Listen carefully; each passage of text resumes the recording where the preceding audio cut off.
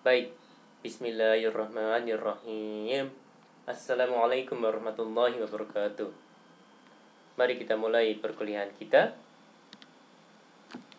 Materi perkuliahan kali ini saya dapatkan dari internet dengan sumbernya adalah sebagai berikut.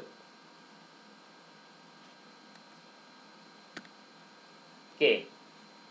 Manusia, baik secara individu maupun secara bersama-sama, menghadapi banyak masalah ekonomi. Masalah-masalah ini timbul karena ketidakseimbangan antara jumlah kebutuhan manusia dengan jumlah barang dan jasa yang tersedia. Oke, jadi apa saja masalah-masalah pokok ekonomi? Ada kebutuhan manusia, ada kelangkaan, dan ada pemilihan tindakan ekonomis. Oke, kebutuhan manusia dan kelangkaan. Ya,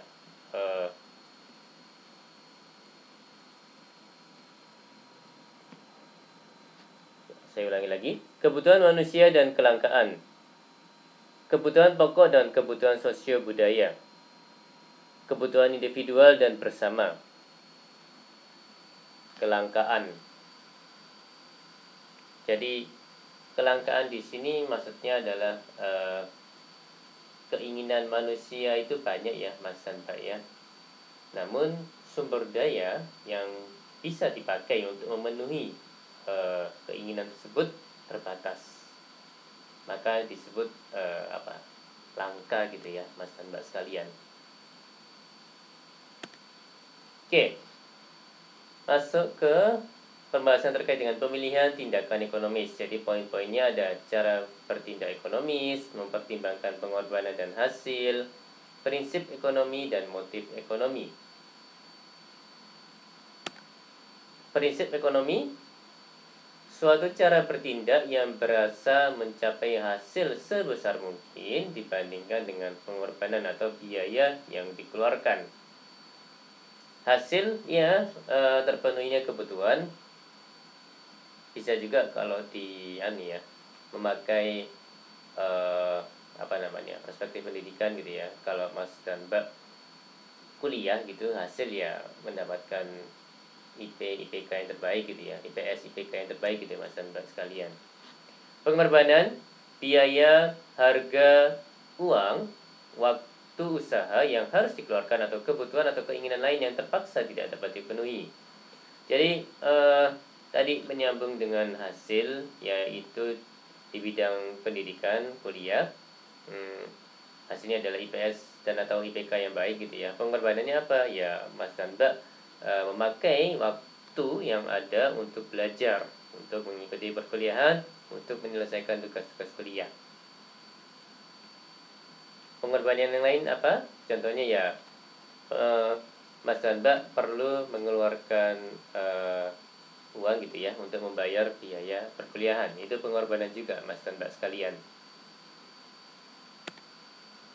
Motif ekonomi, ya setiap hari jutaan orang meninggalkan rumahnya menuju ke tempat kerja. Ya ini kalau sekarang disesuaikan dengan masa pandemi ya WFH. Tapi ada juga yang WFO sih. Kalau disesuaikan dengan pandemi ya kita bisa memakai WFH. Setiap hari jutaan orang meninggalkan rumahnya menuju ke tempat kerja, menyediakan tenaga dan keahliannya untuk proses produksi. Mengapa orang bersedia bekerja demikian? Apa alasan atau motivasi yang mendorong mereka? Ya tentunya untuk memenuhi kebutuhan hidup ya, Mas dan Mbak.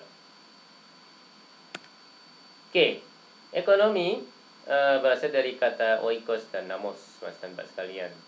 Ilmu ekonomi adalah salah satu cabang ilmu sosial yang khusus mempelajari tingkah laku manusia atau segolongan masyarakat dalam usahanya memenuhi kebutuhan yang relatif tak terbatas dengan alat pemuas kebutuhan yang terbatas adanya.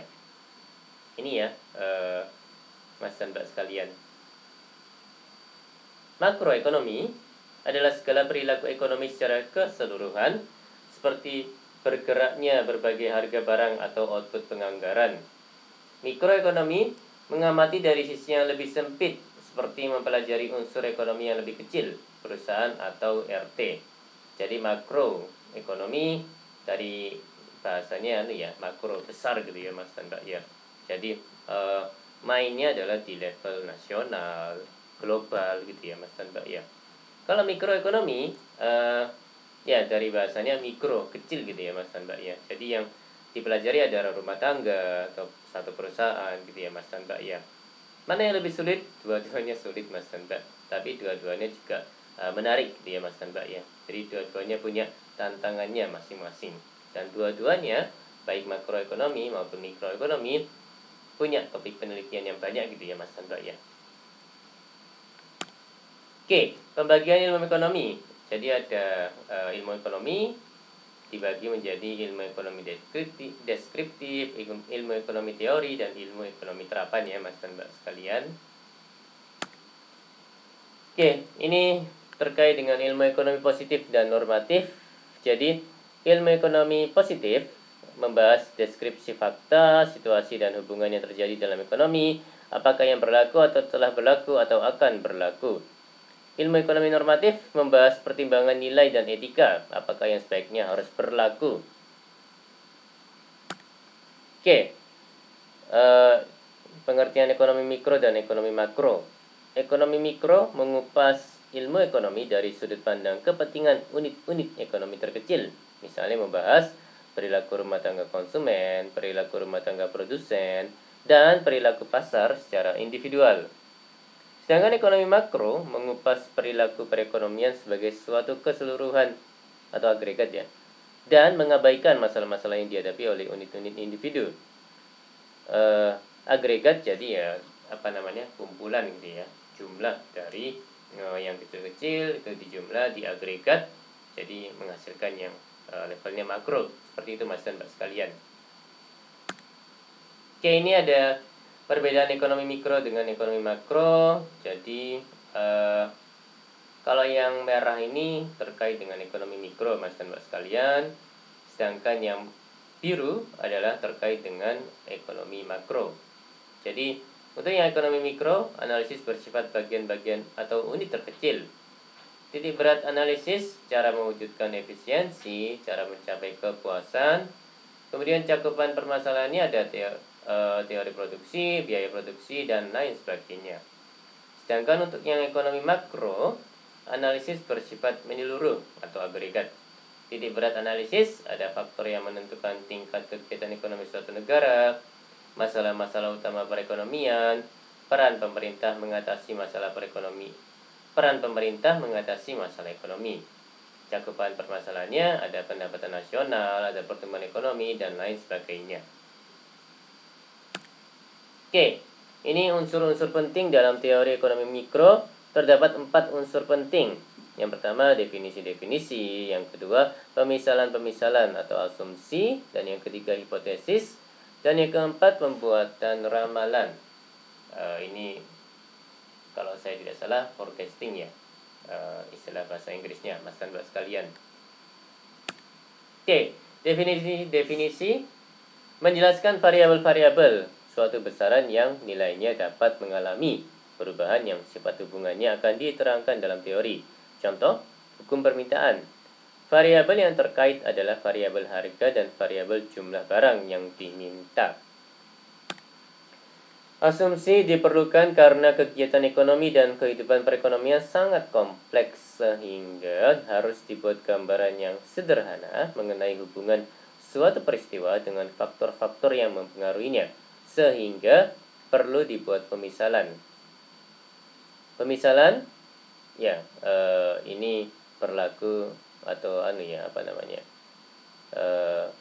pada kondisi ceteris paribus, yaitu hal lainnya tidak mengalami perubahan. Oke, hipotesis adalah suatu pernyataan yang bersifat umum mengenai bagaimana variabel-variabel yang dibicarakan berhubungan satu sama lain. Sifat berkaitan bisa langsung dan tidak langsung. Langsung misalnya X langsung mempengaruhi Y gitu ya, Mas dan Mbak. Untuk yang tidak langsung, X mempengaruhi Z tapi melewati Y gitu ya. Cara baca yang bawah ini Mas dan Mbak. Oke, membuat ramalan atau forecasting. Sumbangan penting teori ekonomi makro, kalau menurut slide ini, yang pertama menerangkan mengapa peristiwa-peristiwa tertentu berlaku, mengapa bentuk peristiwanya seperti itu, dan bagaimana berfungsinya suatu perekonomian. Yang kedua, atas dasar asumsi-asumsi tertentu, meramalkan keadaan yang berlaku sebagai landasan dalam merumuskan langkah-langkah untuk memperbaiki keadaan dalam perekonomian. Oke, alat-alat analisis dalam ilmu ekonomi, ada grafik, ada matematika, dan ada statistika. Yang statistika ini berperan sebagai alat analisis untuk mengumpulkan fakta dan menguji kebenaran teori ekonomi. Oke, 3 persoalan pokok yang dihadapi perekonomian menurut slide ini adalah barang dan jasa apa yang diproduksi, ya, atau what. Kemudian yang kedua, bagaimana cara memproduksi barang dan jasa tersebut, how, ya, Mas dan Mbak. Kemudian untuk siapa barang dan jasa tersebut diproduksi, for whom, gitu ya, Mas dan Mbak. Oke, what berkaitan dengan pertanyaan berapa banyaknya barang dan jasa harus dibuat, barang dan jasa apa yang harus dibuat, kapan akan diproduksi, termasuk ukuran dari barang dan jasa yang akan dibuat. Permasalahan pertama merupakan akibat langsung dari ketidakmampuan sumber daya yang tersedia untuk memproduksi semua barang dan jasa yang dibutuhkan masyarakat karena keterbatasannya. Oleh karena itu, masyarakat harus membuat pilihan. Jadi, kembali ke pembahasan yang tadi, langka gitu ya Mas Santa ya.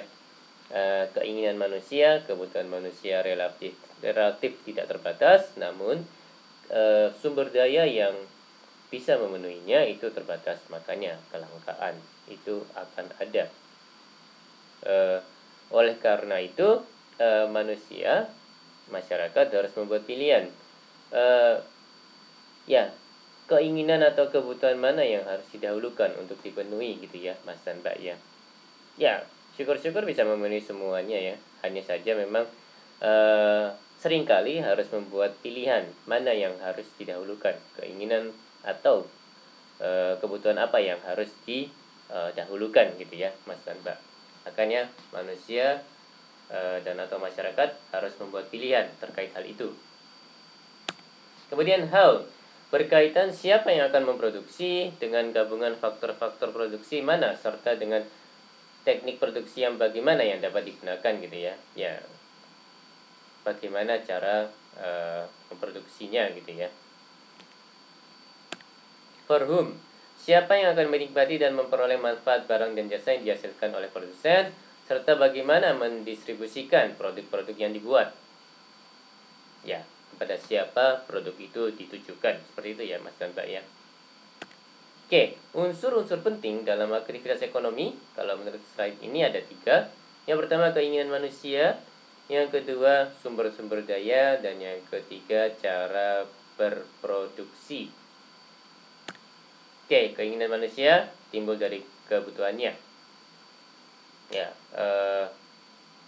kebutuhan untuk makan. Ya, jadi muncul keinginan untuk makan gitu ya.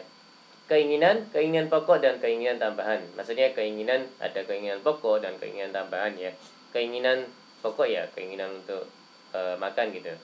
Dan keinginan tambahan misalnya ya keinginan untuk membeli mobil misalnya, seperti itu ya Mas dan Mbak.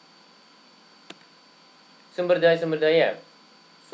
daya ya, atau faktor-faktor produksi ya, ada 4 di sini: tanah dan sumber alam, modal, TK tenaga kerja ya Mas dan Mbak ya. Kemudian yang keempat keahlian kewirausahaan.